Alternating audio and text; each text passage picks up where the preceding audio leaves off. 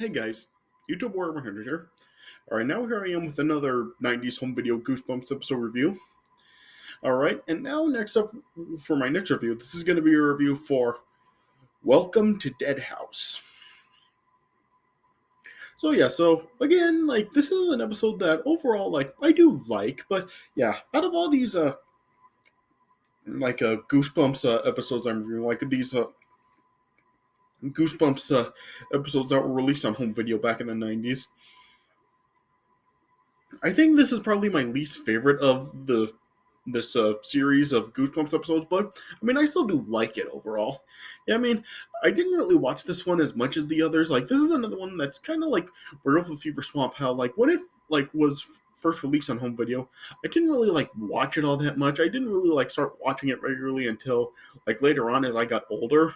It wasn't really because I found it to be scary like I did with Werewolf of Fever Swamp, but just that I don't know, just there was something about this one that just when I was younger, it just really didn't seem as watchable to me as the other ones were.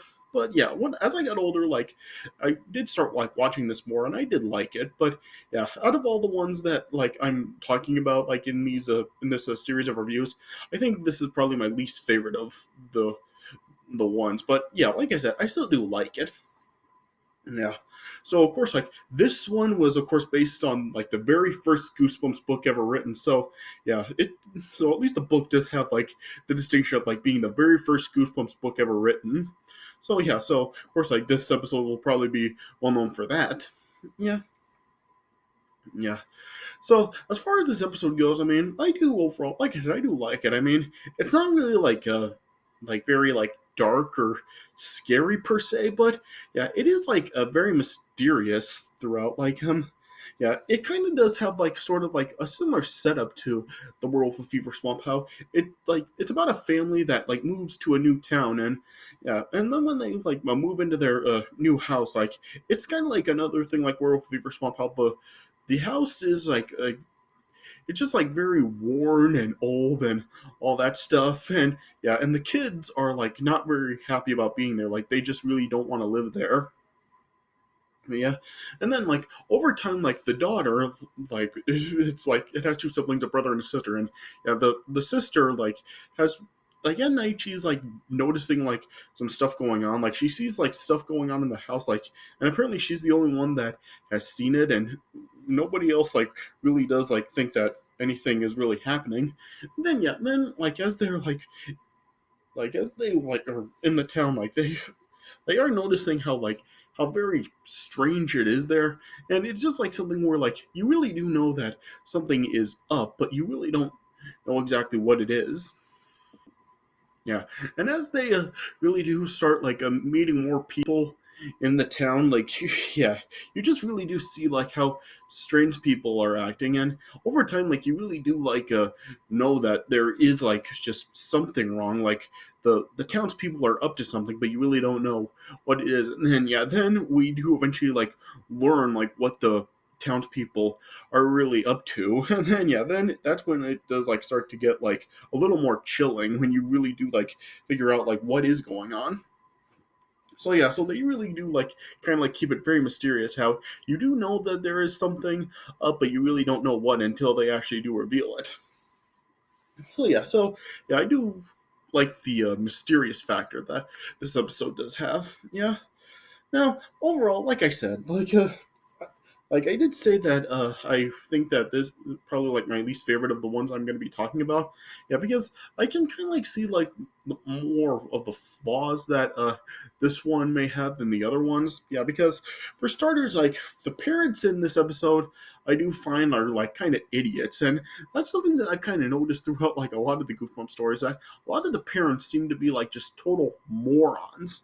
Because yeah, there's a lot of times including this one where something is clearly going on, but yeah, the parents really just don't think that there is anything going on. Like I said, the daughter is seeing a lot of the stuff that is seeing all this stuff going on, especially at night. She sees somebody walking in their house on the first night they're there, and there's another night where she gets scared of this a girl that is in her bedroom, and yeah, just a lot of this stuff going on, and the parents are just thinking that like like she just saw stuff, or like she was dreaming and all this. Like, seriously, this is, you two are idiots.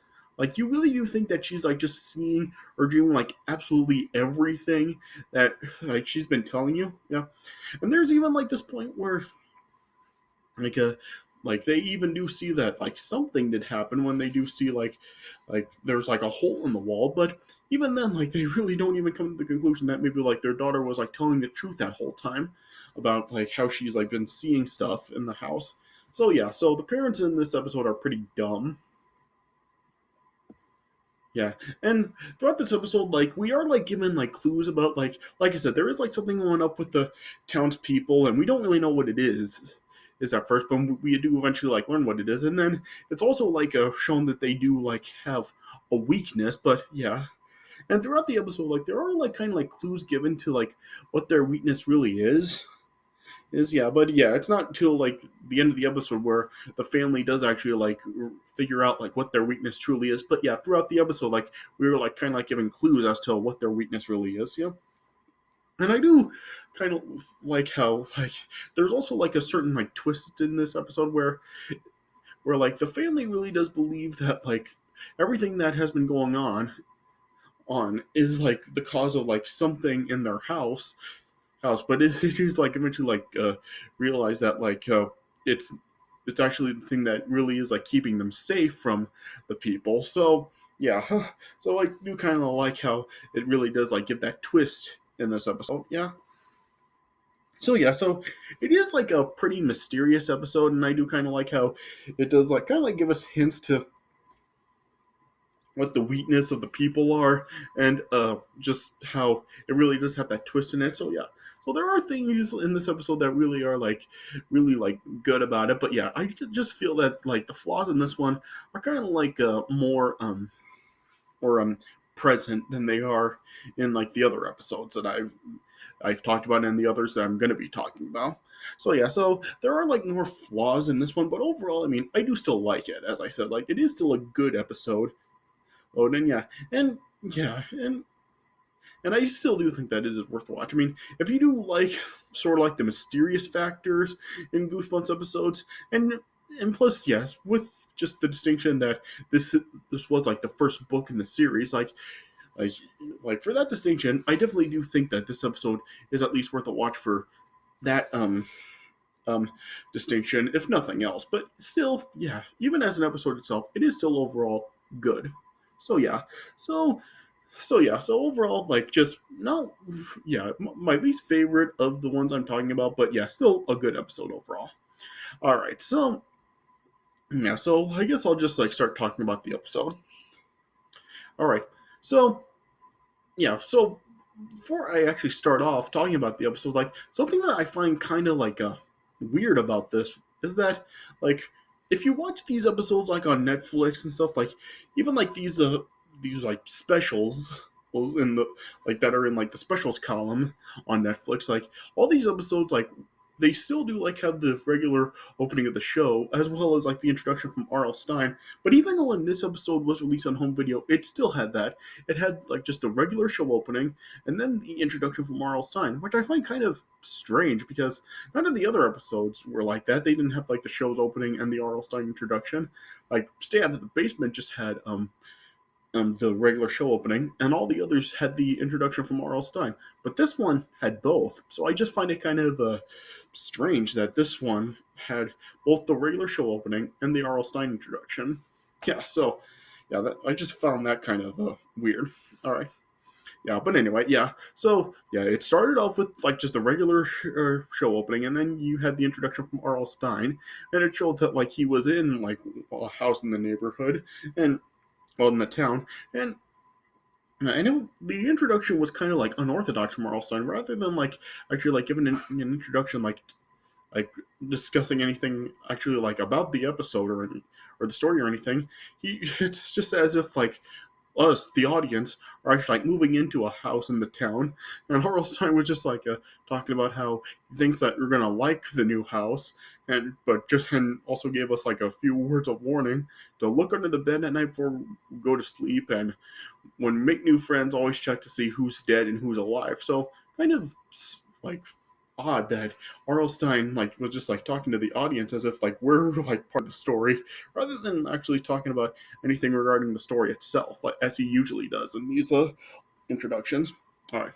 Anyway, yeah, but yeah, once the episode then like officially starts, like it shows the Benson family that are moving to a new town named Dark Falls, and yeah, it shows that like the two parents and the two siblings, Amanda and Josh, as well as their dog Petey, yeah, and as they're uh, arriving in the town, like Josh was just like very he like just down, and yeah, he was just like very unhappy about moving to a new town, just like talking about how he doesn't want to move to Dark Falls, and Amanda really like didn't want to move there either. Yeah, yeah, and also like just like in the Werewolf of Fever Swamp, how Grady's parents got their house for really cheap. Like they even like mentioned in this episode that they got the house for cheap as well. So yeah, so I guess that's another similarity to the setup for Werewolf of Fever Swamp. Yeah. Yeah. And when they have finally arrived at the house, like Petey was like barking at something, and then Amanda noticed that there was somebody upstairs. Yeah. And then then when they went into the house, Petey then just like ran up the stairs, and the mom sent Amanda to get Petey. And as Amanda was looking for Petey, then in one of the rooms she saw someone, and in there, yeah. And Amanda was like scared at first, but then it was revealed that it was just the uh, real estate agent and of Dark Falls, Mr. Dawes. Yeah, and then then the parents, Josh and Petey, then all arrived in the room to check on Amanda, and then Mr. Dawes greeted them, and then then as they were then just like start were well just starting to settle in the new house, it showed that like the mom like had this like wreath that has been in her family for generations, and it's supposed to be a good luck charm. Though, the dad really hated it, and and Josh and Amanda really found it to be like dumb too. But they like mounted it over the fireplace in the house, and then once the it was mounted, like Mr. Dawes was like kind of just starting to act a little bit strange, and then he just like had like the parents like sign escrow papers or something, and then then he like just quickly went off. Yeah. Then that night, like as the whole family was just going to bed, as Amanda was getting ready for bed, she then like noticed like somebody walking past her bedroom. Yeah. And then Amanda then like told her parents about what she saw, but they looked through the whole house and they couldn't find anybody. Yeah. Then the following day, as Amanda and Josh were taking Petey for a walk, like they passed by like some other people in the town, and they were just acting like very strange. Like they were just like staring at them and not talking at all. Yeah. And Petey was like barking at everybody, and including like even like when they like saw Mr. Dawes when they first arrived at the house, Petey was barking at him too. So like I said, like there are like some like clues were given to like the people in town. And and this was kind of like one of them. How Petey was just like barking at everybody, like we knew that there was something up, but we didn't know what. Yeah, and then eventually, Josh and Amanda were just like and just like got surrounded by a whole bunch of other kids in the town that were also like kind of acting like really strange, just like slowly gathering around them. Yeah, and in this group of kids, they included like this kid named Ray, who like Amanda said like was the person that she saw in the house, and there was another girl there named Karen Thurston, who was actually like Amanda and Josh's next door neighbor, and they actually did meet Karen's mother earlier that morning. Yeah, then I guess the kids were just like talking to Josh and Amanda. Then just like as the sun was like starting to come out, then like the kids then just ended up just uh leaving. And yeah.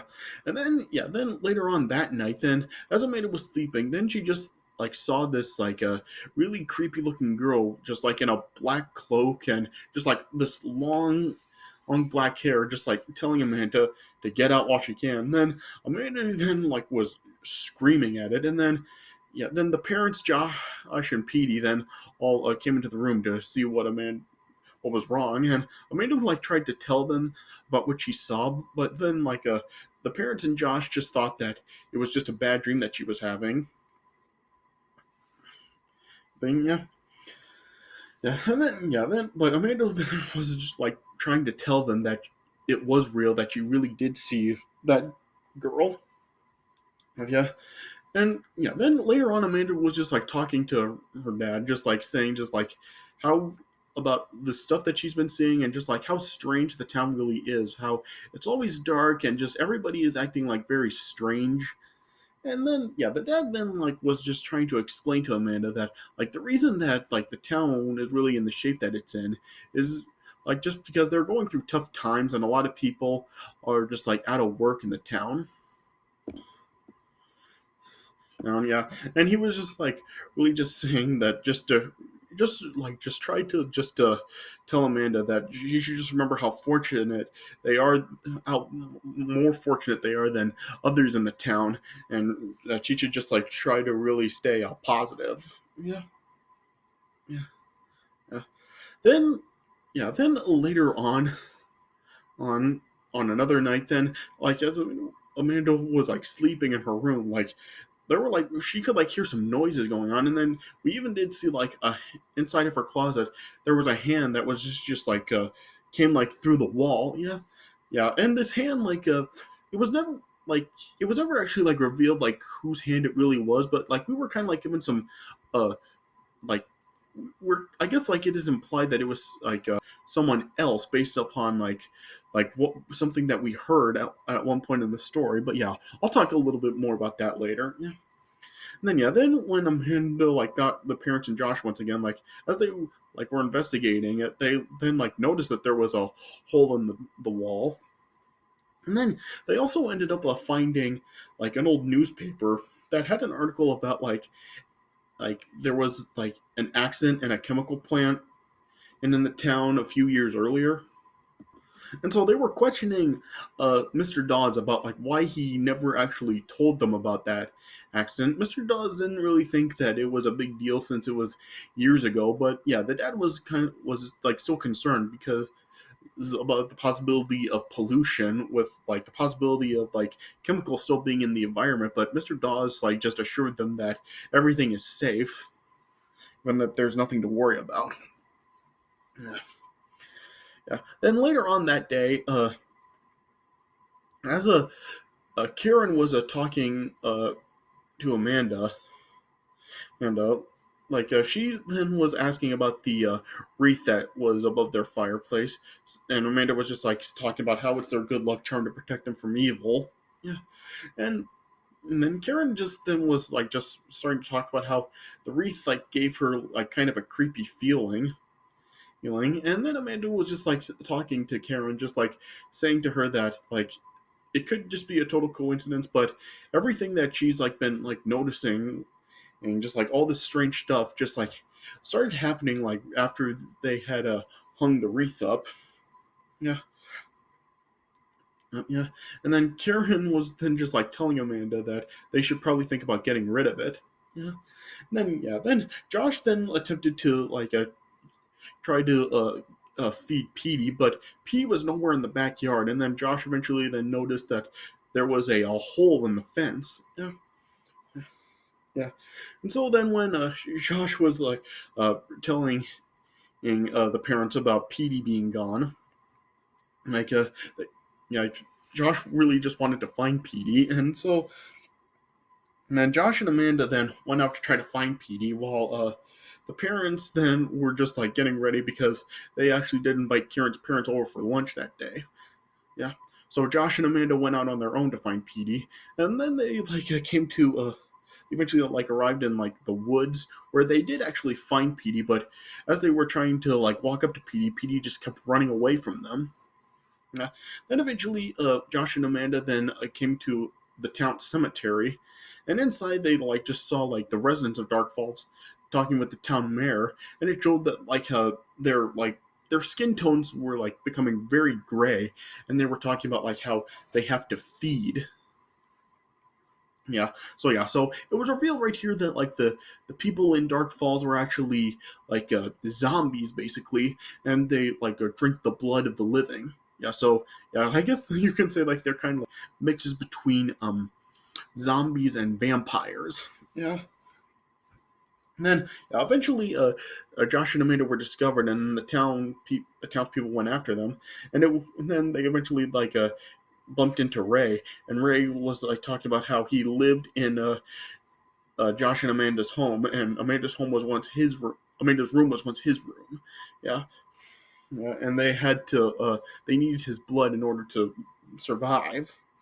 Yeah, yeah, and then when like the people then like tried to like grab Josh and Amanda, at one point as this guy grabbed onto Amanda, then like as the sun started like beating down on his hand, then it just like started to like burn his hand, and then he lost grip of Amanda. Yeah, then Josh and Amanda then and ran away from it. And then yeah, then the townspeople then chased them back to their home. Yeah, and Josh and Amanda were just like telling their parents about like the townspeople, how they're all like zombies and everything. And then Karen and her parents then were like explaining how what they're saying is true, and like all this stuff, like the people being undead, was caused by the accident in the chemical plant, and saying that like everybody in town was killed from it.